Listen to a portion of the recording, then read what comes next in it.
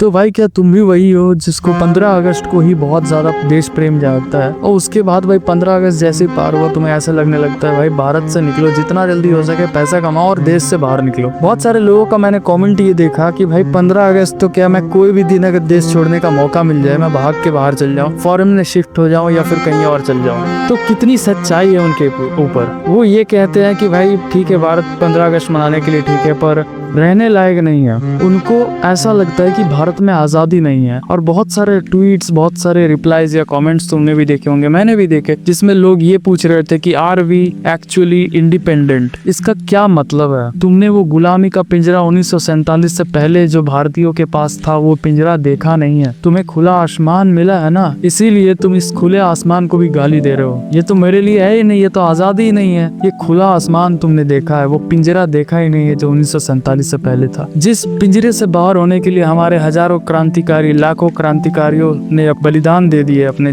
प्राणों की आहुति दे दी, उस पिंजरे से आजाद होके आज हम इस लेवल पे पहुंचे हैं कि हर जगह फोड़ रहे हैं। हर एक जगह पे स्पेस टेक्नोलॉजी, मिसाइल टेक्नोलॉजी, हर एक जगह हम फोड़ रहे हैं। हाँ, हम में है कमियां, हाँ हम कमियों के साथ जी रहे हैं। कमियां हर किसी में होती है। तुम कंपेयर कर रहे हो अमेरिका के साथ, रूस के साथ और भी तरह तरह कंट्रीज के साथ। हर किसी के सिचुएशंस, हर किसी के जो सर्कमस्टेंसेस, हर किसी के प्रॉब्लम्स अलग अलग होते हैं। ब्रिटिश पता है एपिसेंटर है आज के मॉडर्न प्रॉब्लम्स का। पता है क्यों? क्योंकि ब्रिटिशर्स के चलते ही ये जो रिलीजन का इशू है ये बहुत ही बड़ा एक इशू बन के रह गया है। इनफेक्टिव जुडिशियल सिस्टम उन्होंने लाया था। ये जो करप्ट गवर्नमेंट ऑफिशियल्स हैं, ये जो पुलिस का गुंडागर्दी चलता है, ये सब के सब उन्हीं की देन है। किसकी? ब्रिटिशर्स। और बहुत सारे जो आक्रांताकारी आए वो भारत को ऐसे बना गए। बहुत कुछ ठीक हो रहा है समय के अकॉर्डिंग, पर इसका मतलब ये तो नहीं कि भारत को ही छोड़ के चले जाए। ये कहना कहीं से भी सेंस नहीं बनाता कि भारत एक पिंजरा है और हम आजाद नहीं है। अगर तुम आजाद नहीं होते तो ये कहने का हक भी तुम्हारे पास नहीं होता। ये चीज सोचना कि हम आजाद नहीं है, इसके लिए भी उस समय बहुत ज्यादा हिम्मत, ताकत और क्षमता लगती थी, जो कि आज के समय तुम्हें मुफ्त में मिल जा रहा है। जस्ट बिकॉज कि हम कुछ भी कह सकते हैं तो हम कुछ भी नहीं हमें कहना चाहिए। हमें उन वीर शहीदों की, उन फ्रीडम फाइटर्स की बलिदानों को ऐसे ही बर्बाद नहीं होने देना चाहिए। उन्होंने जैसा भारत देखा था शायद वैसा नहीं बन सका, पर उसके कुछ हद तक तो बना है। और जैसा उन्होंने देखा था वैसा भारत बनाने की कोशिश हम जरूर करेंगे। जितना बना है, हमारे पूर्वजों ने जितना बना पाए वो उन्होंने कर दिया है। अब बारी हमारी है। अगर सब कुछ वही कर जाते, अगर भारत को प्रॉपर हर तरह से परफेक्ट करके वो चल जाते, तो हमारे लिए क्या रह जाता? हम क्या करते